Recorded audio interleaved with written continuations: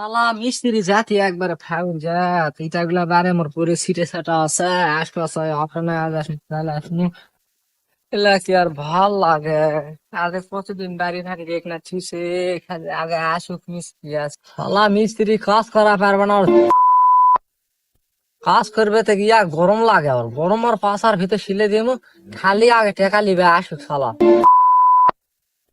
না না এইখানে কাম করছে আর না কি কাম করা কলম কোনা তুলবে গেট ডিম কোনা দিবে কাজ কোনা শেষ এটাই বলে আর মিস্ত্রির আশা পারবে না